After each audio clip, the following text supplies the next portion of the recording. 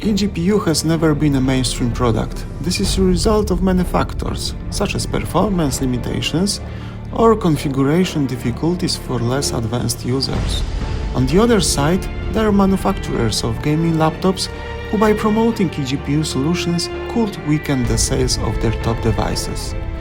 So people usually prefer to buy a complete product that will provide them with gaming entertainment at a level relative to the money they spend. However, not everyone.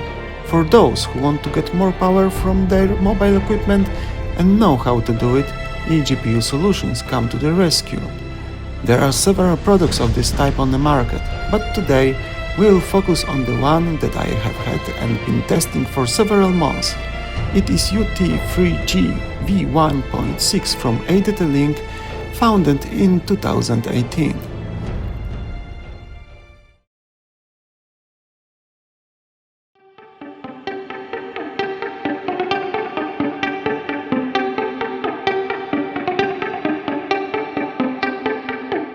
UT3G allows you to connect an external graphic card to a computer with a Thunderbolt port version 4.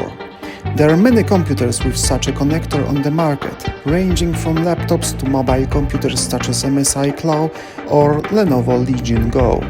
One of the limitations of this particular model is that it does not provide power to the device it connects to.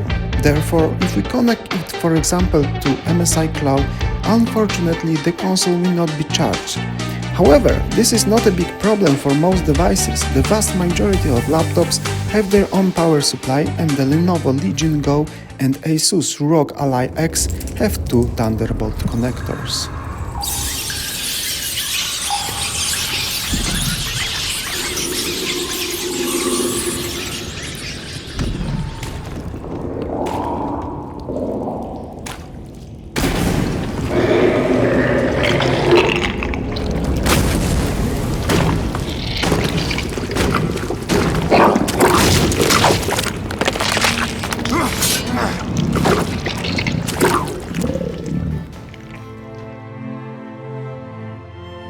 Thunderbolt 4 offers a maximum data throughput of 40 gigabits per second or 5000 megabytes per second in both directions. In practice, however, because this technology is based on the PCI Express 3.0 bus with 4 data transmission lines, where the line has a bandwidth of 8 gigabits per second, a maximum of 32 gigabits per second or 4000 megabytes per second can be achieved. The remaining 8 gigabits per second is reserved for other functions such as image transfer or USB data transfer. But what does it look like in practice? We have CUDA-Z program running, which shows the card bandwidth live. The device-to-host item, data transfer between the graphics card and the processor, shows a transfer of 3600 megabytes per second, which is a normal result because there are additional factors related to the Thunderbolt 4 protocol, for example Thunderbolt data encapsulation. However, the host-to-device item, data transfer between the processor and the graphics card, shows a result of 2700 megabytes per second. This is also a typical value and a more noticeable difference because the processor often sends a very large number of small packets such as textures or computational data.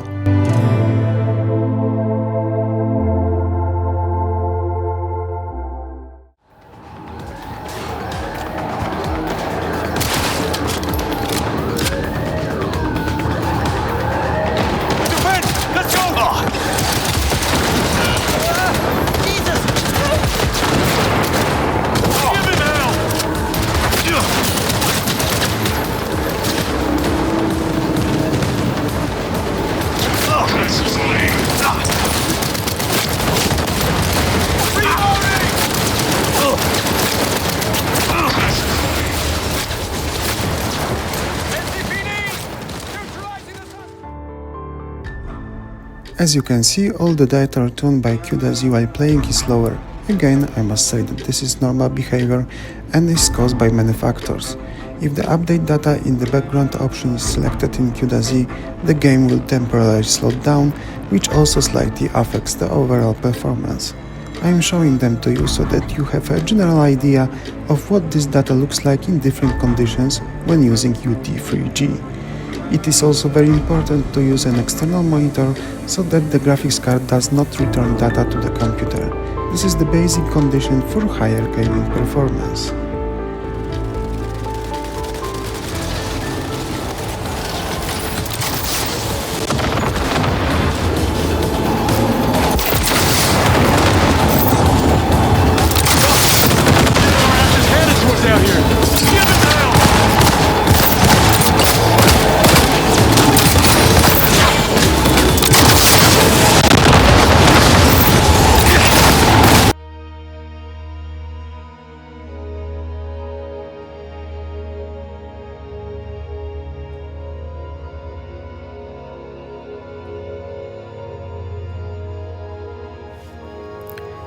This video is about UT3G eGPU, which, as I mentioned at the beginning, does not charge the device to which it is connected. For this reason, I would like to go further with the tests and show even more precisely how sensitive the data transfer from the eGPU via Thunderbolt 4 is to various factors. Let's now use MSI Claw and once again the benchmark from the game Avatar Frontiers of Pandora. As you probably know, for MSI Claw to work with UT3G eGPU and be charged at the same time, you need a Thunderbolt 4 dock with the power delivery option. I have already shown how to connect this type of equipment in another video, so here we will focus on tests in various conditions.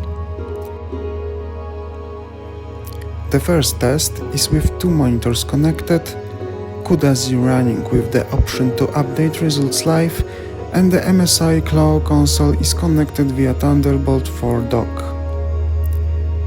The second test is to suspend the CUDA-Z program. In the third test, I also turn off the unused monitor, and as you can see, in each test the result was slightly better. Finally, as a bonus, I am attaching the result of the test performed without an external monitor, with the GPU-Z and CUDA-Z programs disabled. Here the console is connected to UT3G using the dock.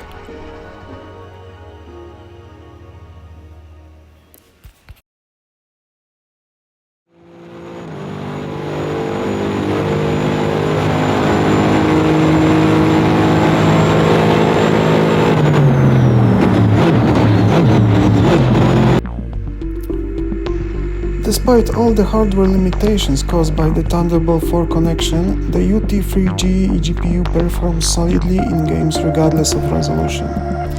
I have been testing this equipment for several months now, and if you follow my channel, you can see that it fulfills its role both in combination with the laptop and with the Lenovo Legion Go and MSI Claw. UT3G together with the RTX 4070 Ti card I use supports 1080p and 1440p resolutions without any problems. When it comes to games running in 4K, we usually play at almost maximum settings. However, I believe that in this case it would simply be useful to have more memory on the graphics card and in the PC device itself. I would really like to do some tests with the 4070 Ti supercard, but it probably won't be possible because recently there was an Nvidia conference and most likely my next card will be the 5070 Ti, which I will test with the equipment I currently have and others that I plan to buy in the future. Also, at the time of publishing this video, a new version of this eGPU called UT4G is also available, so before you buy it, go to the manufacturer's website to see what its current offer looks like.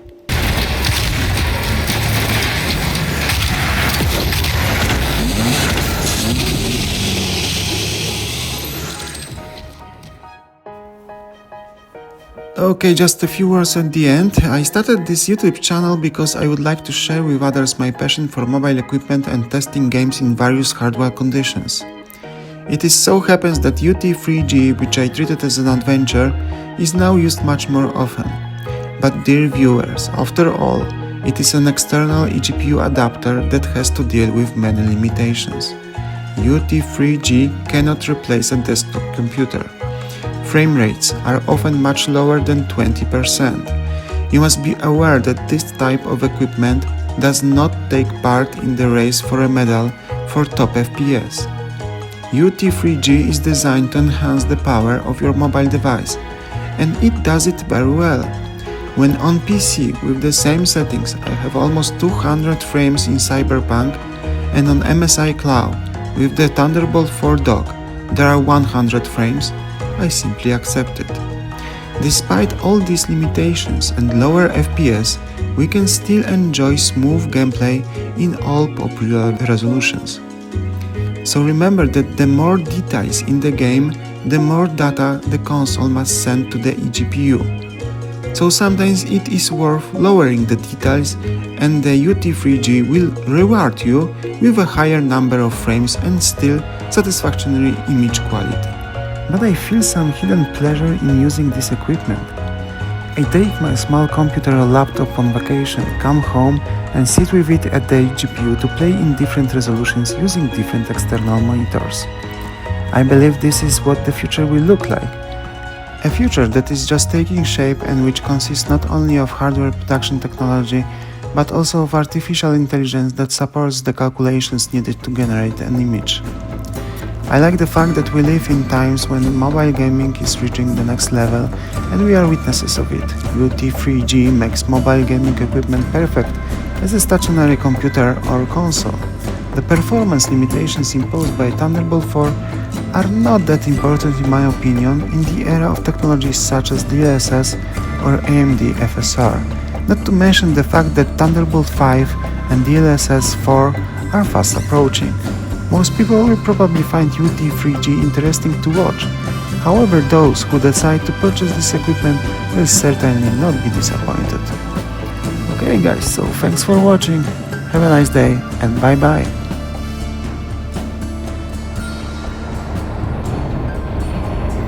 You go too far this time. You cannot interfere.